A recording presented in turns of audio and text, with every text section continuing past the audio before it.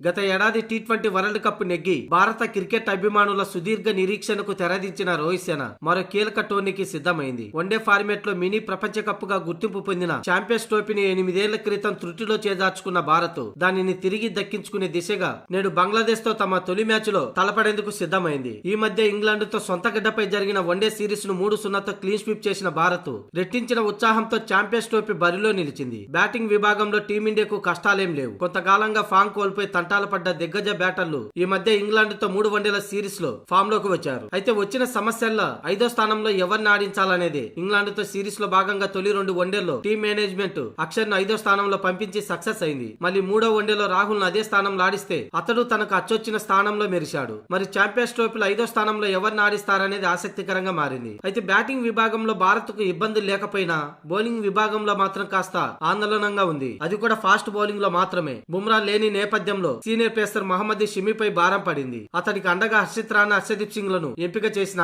ఈ ఇద్దరికి అంతర్జాతీయ స్థాయిలో వన్డేలాడిన అనుభవం లేదు. ఇంగ్లాండ్ సిరీస్ లో హర్షిత్ రాణా వికెట్లు పడగొట్టిన భారీ పరుగులు సమర్పించాడు. అందుకే బంగ్లాదేశ్ తో మ్యాచ్ లో హర్షదీప్ సింగ్ తుది జట్టులోకి వచ్చే అవకాశం ఉంది. ఇకపోతే బంగ్లాదేశ్ తీరు అంతంత మాత్రమే. 2023 వన్డే ప్రపంచ కప్ తర్వాత 12 వన్డేలాడిన బంగ్లాదేశ్ 4 మాత్రమే గెలిచింది. అలాగే ఇప్పటి వరకు ఇరు జట్లు వన్డే ఫార్మాట్ లో 41 సార్లు తలపడగా భారత్ 32 విజయాలు నమోదు చేయగా బంగ్లాదేశ్ 8 మాత్రమే గెలిచింది. ఇక మొత్తానికి దుబాయ్ వేదికగా ఈ రోజు మధ్యాహ్నం 2:30 ప్రారంభమయ్యే ఈ మ్యాచ్ లో అంచనా ప్రకారం తుది జట్టు ఇది. రోహిత్ శర్మ, శుభమన్ గిల్, విరాట్ కోహ్లీ, శ్రేయస్ అయ్యర్, కేఎల్ రాహుల్, అక్షర్ పటేల్, హార్దిక్ పాండ్యా, రవీంద్ర జడేజా, కుల్దీప్ యాదవ్, మహమ్మద్ షమి, హర్షదీప్ సింగ్.